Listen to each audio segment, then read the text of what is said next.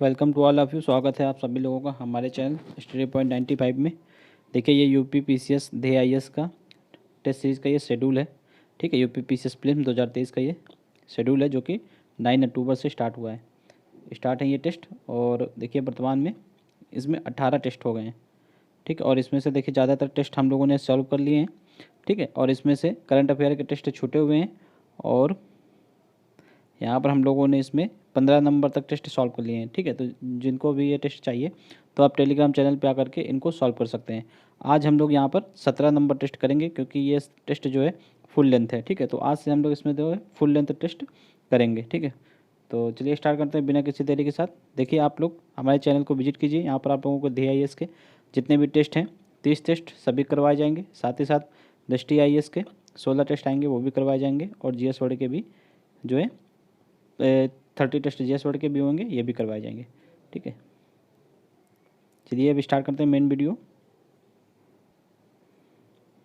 देखिए ये DIS का टेस्ट नंबर 17 है और ये बाईलिंगुअल फॉर्म में है, यानी कि ये इंग्लिश और हिंदी दोनों में है। यहाँ पर हम आप लोगों को सिर्फ हिंदी में सॉल्व करवाएंगे। जिसको भी इसका मतलब इंग्लिश वर्जन भी चाहिए या फिर ये पूरी बाईलिंगुअल PDF चाहिए तो आप हमारे टेलीग्राम चैनल से इसको डाउनलोड कर सकते हैं। टेलीग्राम चैनल का लिंक आप लोगों को डिस्क्रिप्शन में दे दिया जाएगा। ठीक है, चलिए स्टार्ट करते हैं बिना किसी देरी के साथ। वीडियो अगर अच्छा लगे तो आप लोग वीडियो को लाइक कीजिएगा, साथ ही साथ चैनल को सब्सक्राइब कर लीजिए क्योंकि आने वाले सभी टेस्ट आप लोगों को इसी चैनल पे जल्दी जल्दी देखने को मिलेंगे। तो ज़्यादा से ज़्यादा आप लोग लाइक कीजिएगा, साथ ही साथ चैनल को सब्सक्राइब भी ज़्यादा से ज़्यादा मात्रा में कीजिए। ठीक है, देखिए इसमें पहला क्वेश्चन है। पहला क्वेश्चन कथन और कारण टाइप का है। ठीक है, तो देखिए अभी कथन है कि लोकसभा एक अस्थायी सदन है, तो बिल्कुल सही है। लोकसभा एक अस्थायी यानी कि इसको भंग किया जा सकता है और जब कभी बहुमत ना हो सरकार का या फिर 5 वर्ष हो जाते हैं तब भी इसको भंग कर दिया जाता है। बल्कि और मतलब राज्यसभा होती है वो स्थायी सदन होता है और लोकसभा अस्थायी, तो ये सही है। लोकसभा को कभी भी प्रधानमंत्री की सलाह पर राष्ट्रपति द्वारा भंग किया जा सकता है, तो ये भी सही है। इसीलिए जो है लोकसभा अस्थायी सदन है। तो अभी कथन भी सही है और कारण इसकी पुष्टि भी करता है, इसलिए राइट आंसर इसका जो है ए हो जाएगा। बढ़ते हैं नेक्स्ट क्वेश्चन की ओर। नेक्स्ट निम्नलिखित में से कौन सा एक युग्म जो है सही सुमेलित नहीं है। इनमें देखिए 3 युग्म सही सुमेलित है, एक नहीं सुमेलित है, उसको पहचानना है। जैसे कि आर्टिकल 56 में राष्ट्रपति की पदावधि के बारे में बात की गई है।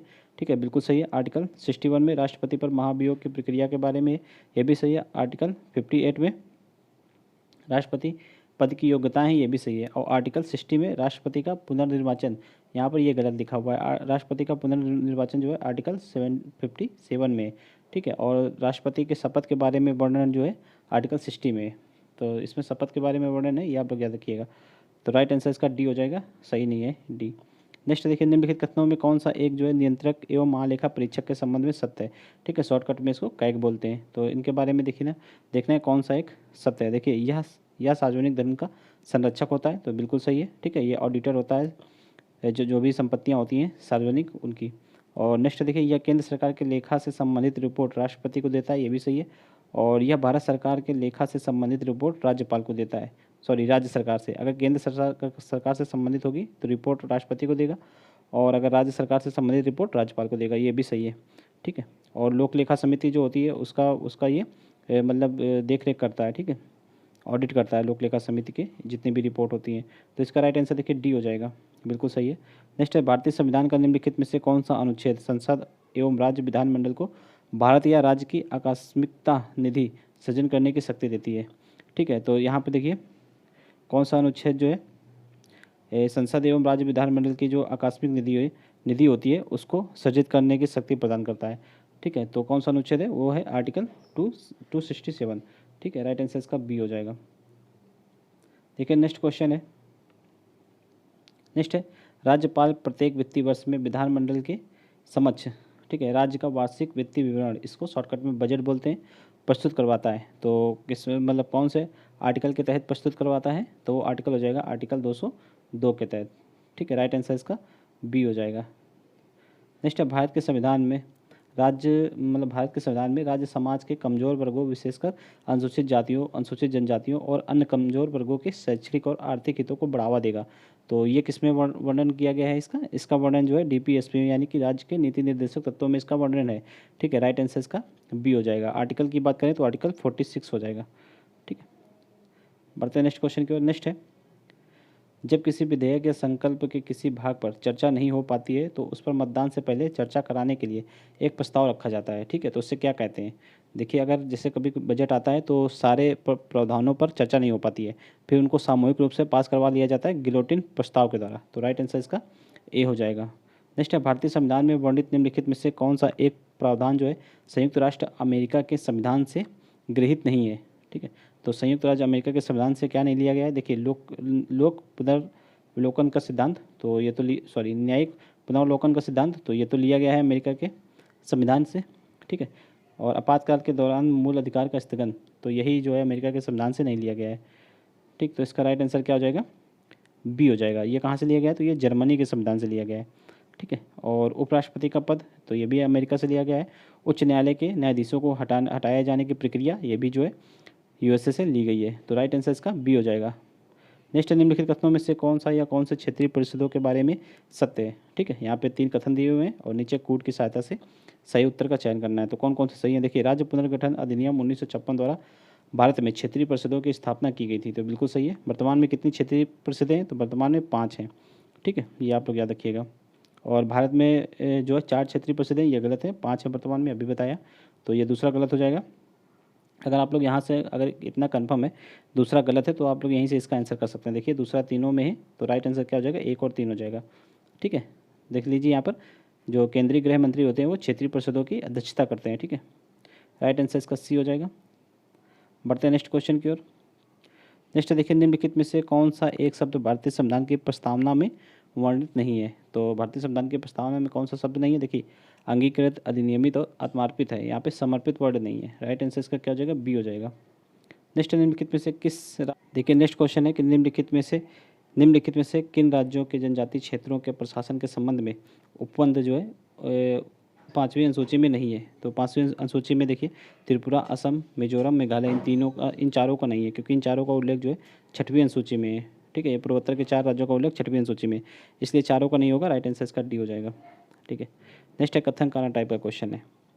तो देखिए, संविधान के निर्वाचन के बारे में विधि का सारवान प्रश्न के संबंध में वाद पर विचार करने के लिए उच्चतम न्यायालय के न्यायाधीशों की संख्या जो है न्यूनतम 5 होनी चाहिए। ठीक है, तो ये बिल्कुल सही है और इसे संविधान पीठ के रूप में अभिहित किया जाता है। ठीक है, देखिए, अगर कोई भी ऐसा मामला है जिसमें कोई किसी विधि का या फिर संविधान का उल्लेख करना है, ठीक है, यानी कि संविधान की चर्चा है उसमें तो उसमें संवैधानिक पीठ का गठन किया जाता है। ठीक है, तो संवैधानिक पीठ न्यूनतम 5 सदस्यों की होनी चाहिए और उसको संवैधानिक पीठ ही बोलेंगे। ठीक है, तो दोनों सही है, इसलिए राइट आंसर इसका ए हो जाएगा। नेक्स्ट है, निम्नलिखित युग्मों में से कौन सा एक सही सुमेलित नहीं है? इनमें से देखना है कौन सा एक जो है सही सुमेलित नहीं है। देखिए, प्रशासनिक अधिकरण का जो संबंध आर्टिकल 323 के का से है, ये बिल्कुल सही है। समान नागरिक संहिता का संबंध जो है आर्टिकल 44 से, ये भी सही है। प्रसीमन आयोग का संबंध आर्टिकल 81 से। ठीक है, तो ये गलत है, आर्टिकल 81 नहीं है, 82 से है। ठीक है, और अंतर्राष्ट्रीय शांति और सुरक्षा में अभिवृद्धि, तो ये आर्टिकल 51 से, ये सही है। राइट आंसर इसका सी हो जाएगा। नेक्स्ट, निम्नलिखित में से कौन सा सत्य है? ठीक है, तो इनमें से कौन सा सत्य? देखिए, महासागरीय भू परपट्टी की जो मोटाई है महाद्वीपीय भू परपट्टी से अधिक होती है, तो ये बिल्कुल सही है। ये गलत लिखा, उल्टा लिखा हुआ है। यहाँ पे महासागरीय की जो मोटाई है वो पतली होती है और ये जो महाद्वीपीय भू परपट्टी की मोटाई है वो ज़्यादा होती है, तो यहाँ पे अपोजिट लिखा हुआ है, इसलिए ये गलत हो जाएगा। ठीक है, नेक्स्ट देखिए, ऊपरी मेंटल एवं निचले मेंटल के बीच में रेप्टी असंबद्धता पाई जाती है, तो ये बिल्कुल सही है। ठीक है, दूसरा सही है, इसलिए राइट आंसर इसका केवल 2 यानी कि बी हो जाएगा। नेक्स्ट है, चापी द्वीपों की उत्पत्ति का कारण क्या है? ठीक है, तो चापी द्वीपों की उत्पत्ति का क्या कारण है?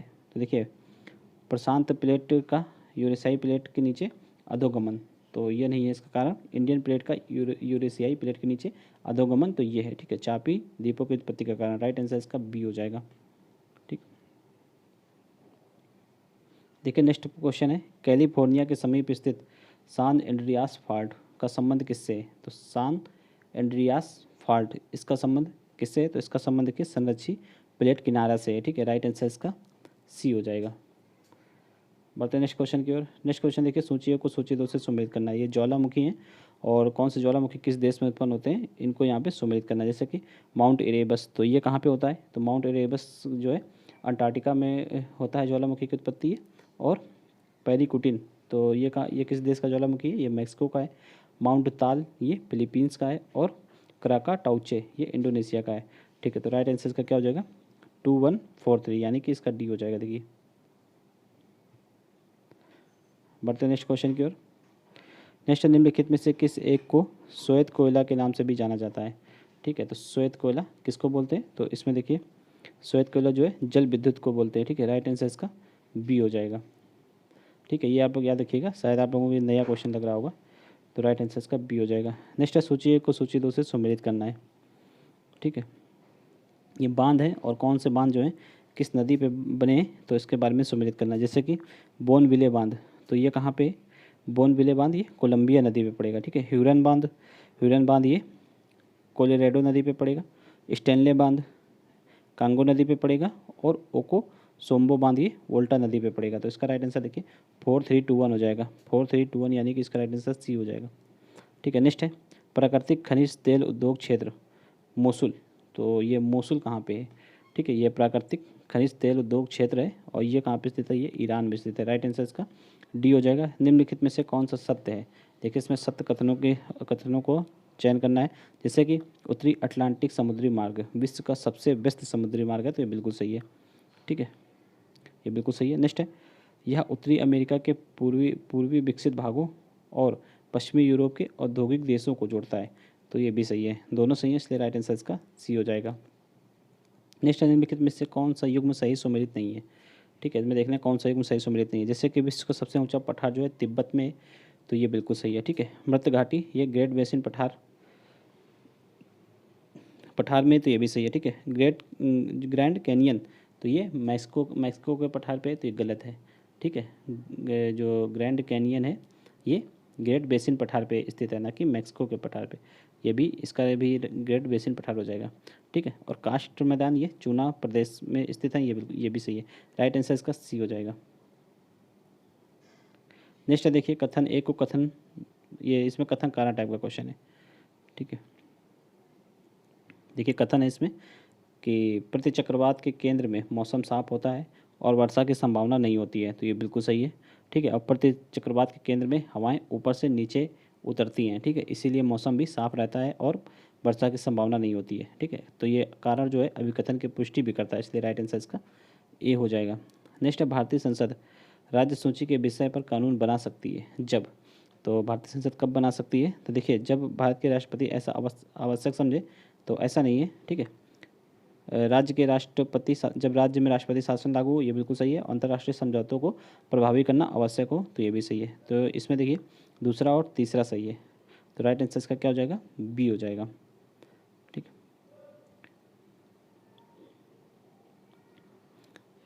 बढ़ते हैं नेक्स्ट क्वेश्चन की ओर। नेक्स्ट देखिए, अरब सागर द्रोणी को कौन सा कटक दो भागों में विभक्त करता है। ठीक है, तो अरब सागर द्रोणी को कौन सा कटक विभक्त करता है, तो इसमें कार्ल्सबर्ग कटक करता है। ठीक है, राइट आंसर इसका ए हो जाएगा। नेक्स्ट, ग्रेट बैरियर रीफ एक उदाहरण है, तो ग्रेट बैरियर रीफ ये किसका एक उदाहरण है, तो ये अवरोधक प्रवाल भित्ति का एक उदाहरण है।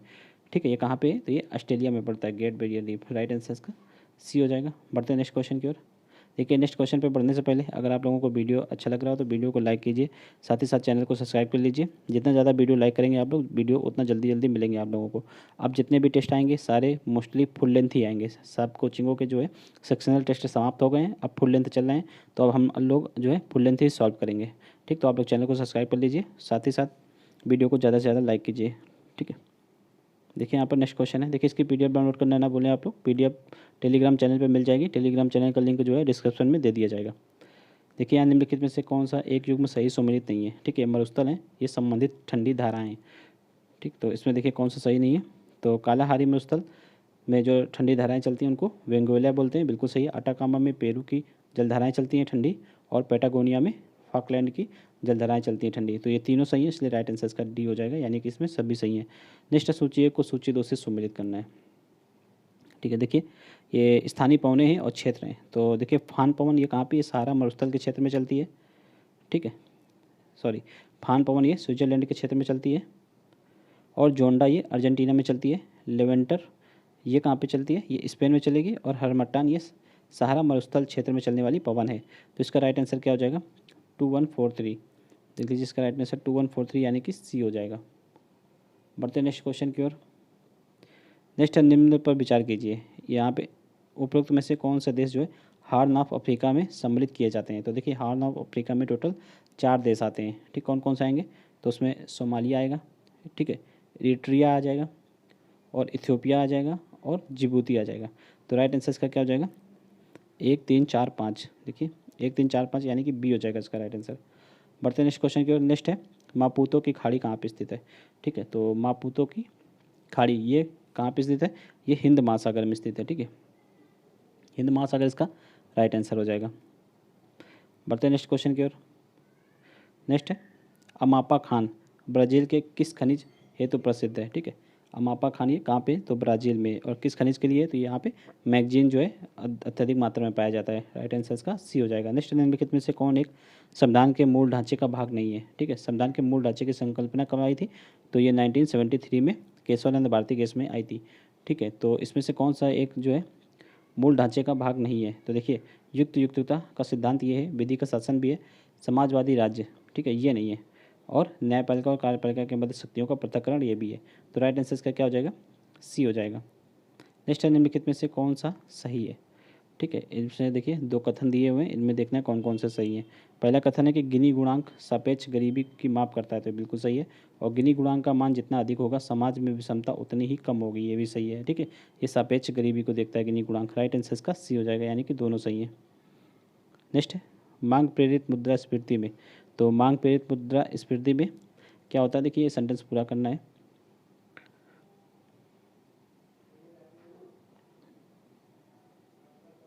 एक सेकंड रुकिएगा।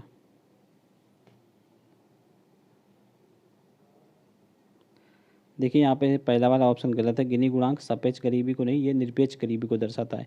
ठीक है, निरपेक्ष गरीबी होगा, इसलिए यहाँ पे पहला गलत हो जाएगा, दूसरा सही इसका राइट आंसर। इसको करेक्ट कर लीजिए आप लोग। ठीक है, बढ़ते नेक्स्ट क्वेश्चन की ओर। मांग प्रेरित मुद्रास्फीति में, तो मांग प्रेरित मुद्रास्फीति में वस्तुओं और सेवाओं की मांग तेज़ी से बढ़ती है। ठीक है, राइट आंसर इसका क्या हो जाएगा? सी हो जाएगा।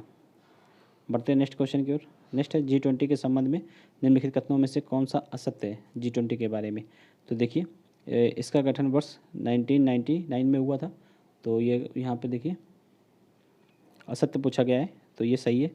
ठीक है, और भारत इसका सदस्य नहीं है, तो गलत है। देखिए भारत भी इसका सदस्य है। इस बार की G20 की अध्यक्षता भी अपना देश जो है भारत कर रहा है, तो इस बार G20 बहुत ही इंपॉर्टेंट है। ठीक है, इस बार तो ये आप लोग याद रखिएगा, इसको अच्छे से तैयार कीजिएगा। और देखिए इसका स्थानीय सचिवालय जो है जर्मनी के बान शहर में स्थित है, तो ये भी यहाँ पर गलत है। ठीक है,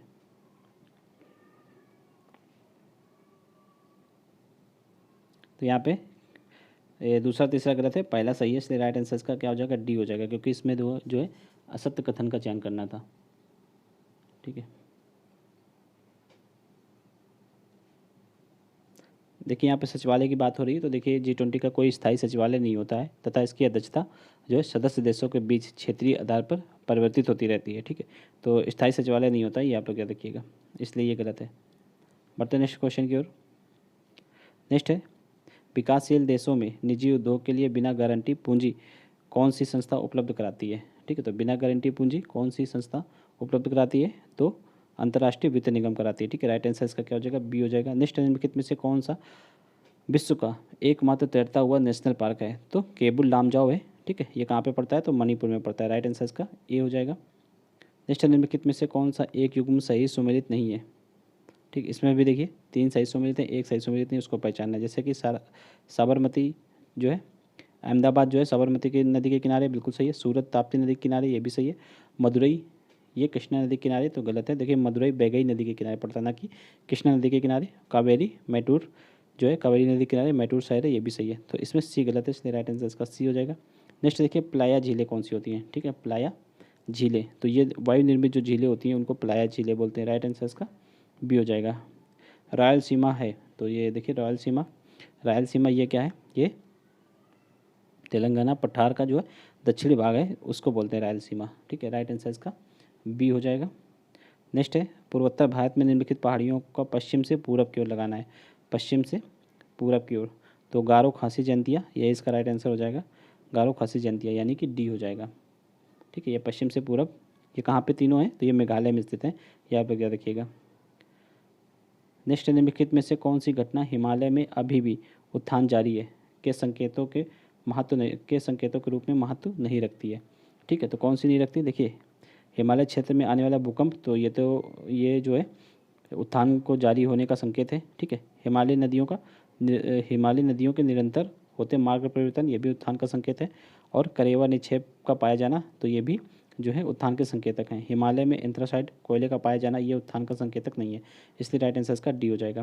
नेक्स्ट, निम्नलिखित में से कौन सा एक युग्म सही सुमेलित नहीं है? देखिए, इसमें भी जो है 3 सही सुमेलित हैं, एक नहीं है। देखिए, काकीनाड़ा, ये बंदरगाह है। देखिए, काकीनाड़ा, तो काकीनाड़ा बंदरगाह कहाँ पे है? ये आंध्र प्रदेश में है। ठीक है, कर्नाटक यहाँ पे लिखा हुआ है, इसलिए गलत हो जाएगा। और राइट आंसर इसमें देखिए नहीं पूछा गया है, राइट आंसर ए हो जाएगा। बाकी एन्नोर तमिलनाडु, एलेप्पी ये केरल में, और पारादीप उड़ीसा में, ये सही है।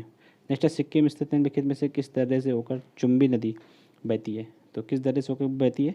तो ये नाथुला दर्रे से होकर बहती है। राइट आंसर इसका बी हो जाएगा। पंजाब हिमालय का विस्तार है, तो पंजाब हिमालय का विस्तार कहाँ पे है? तो देखिए, सिंधु और सतलज नदियों के मध्य है। ठीक है, राइट आंसर इसका ए हो जाएगा। नेक्स्ट, निम्नलिखित घटनाओं में से किसका संबंध जो है क्षोभ मंडल से?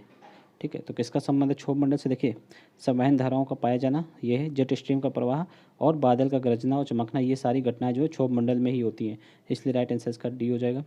नेक्स्ट, निम्नलिखित नहरों में से कौन सी एक नहर बाल्टिक और उत्तरी सागर के मध्य स्थित है? ठीक है, तो कौन सी एक नहर जो है बाल्टिक और उत्तरी सागर के मध्य स्थित है? तो वो कील नहर है। ठीक है, राइट आंसर इसका क्या हो जाएगा? ए हो जाएगा। ठीक, यहाँ पे देखिए गोटा नहर, तो ये गोटेनबर्ग और स्टॉकहोम के मध्य है। और सू नहर की बात करें तो सू नहर सुपीरियर और ह्यूरन झील के मध्य है। और स्टालिंग ग्रांड और रोस्टोव के मध्य कौन सी है? वोल्गा डॉन रिवर है। ठीक है, ये नहर है, तो राइट आंसर उसमें ए हो जाएगा। देखिए, ये पीडीएफ अगर आप लोगों को चाहिए तो टेलीग्राम चैनल को ज्वाइन करना ना भूलें, टेलीग्राम चैनल में पीडीएफ जो है डाल दी जाएगी। ठीक है, टेलीग्राम चैनल का लिंक भी आप लोगों को डिस्क्रिप्शन में दे दिया जाएगा, तो वहाँ से टेलीग्राम चैनल आप लोग ज्वाइन कर सकते हैं।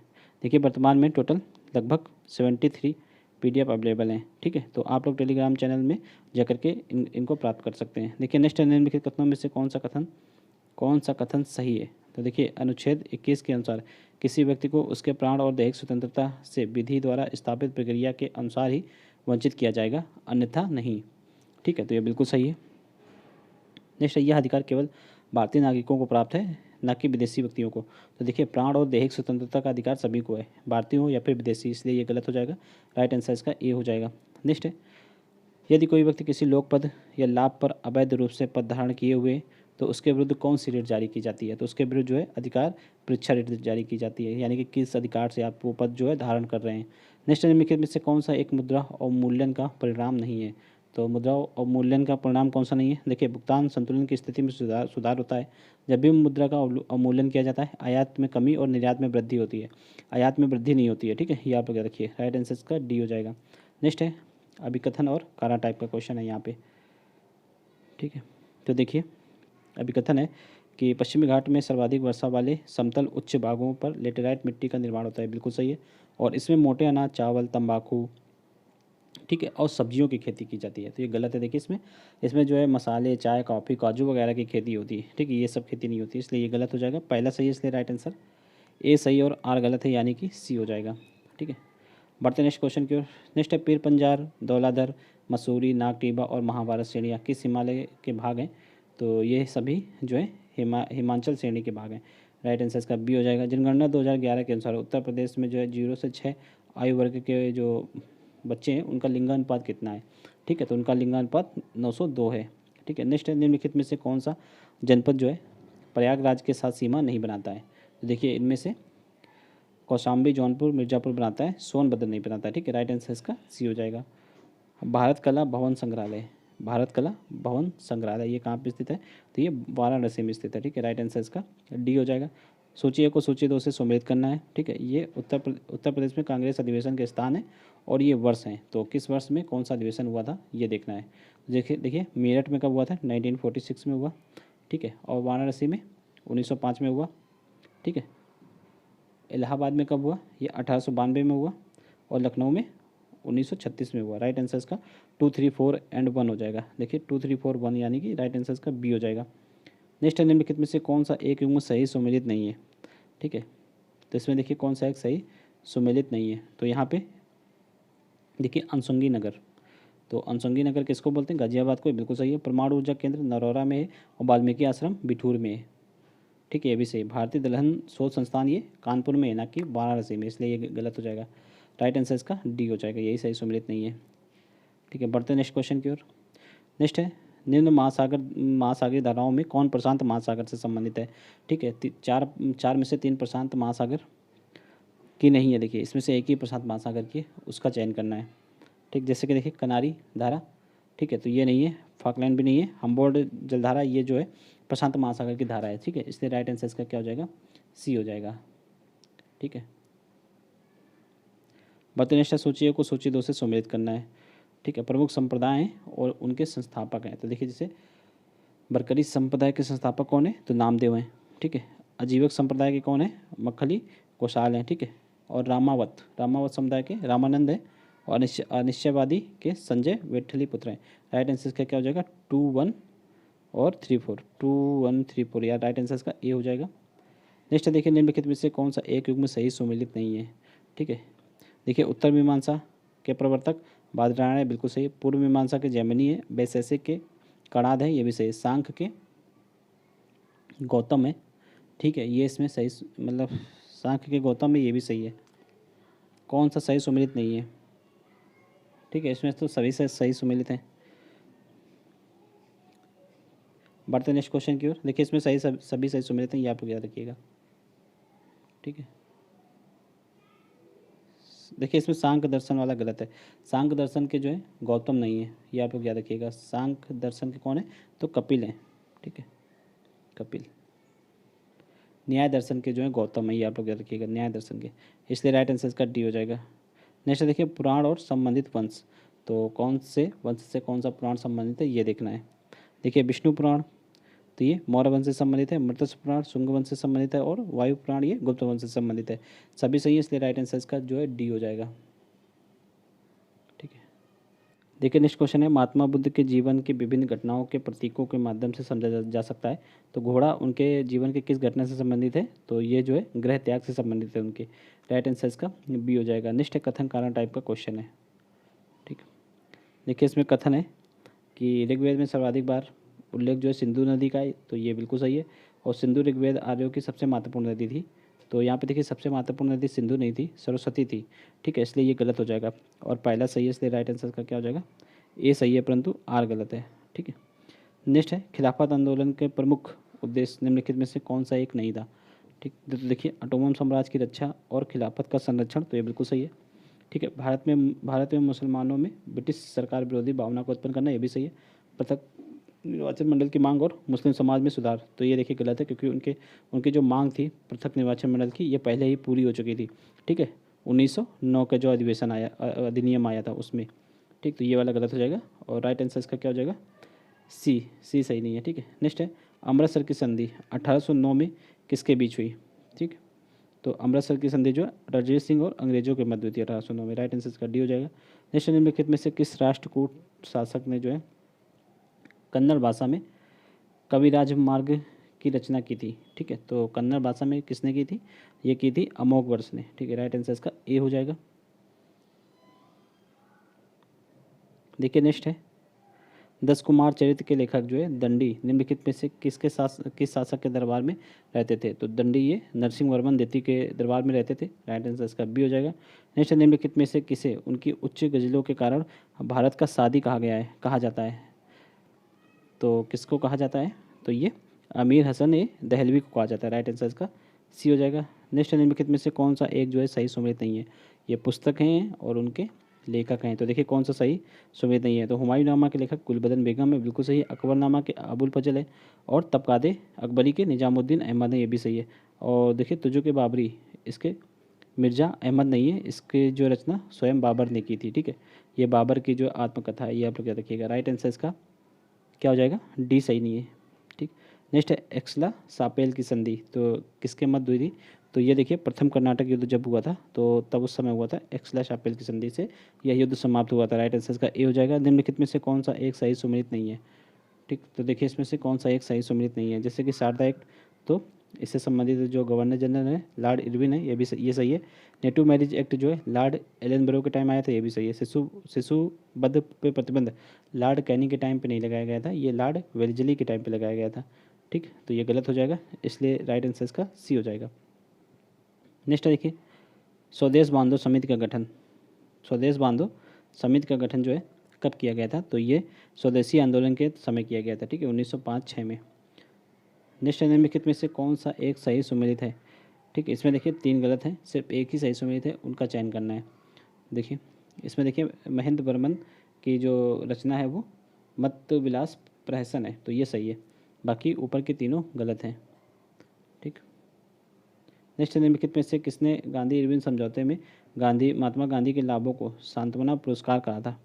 ठीक, तो ये किसने कहा था, ये एलन कैंपबेल जॉनसन ने कहा था। ठीक है, राइट आंसर इसका सी हो जाएगा। नेक्स्ट है 1942 में 1942 में कांग्रेस के बम्बई अधिवेशन में किसके द्वारा भारत छोड़ो प्रस्ताव प्रस्तावित किया गया था। ठीक, तो किसके द्वारा किया गया था, तो ये किया गया था जवाहरलाल नेहरू के द्वारा।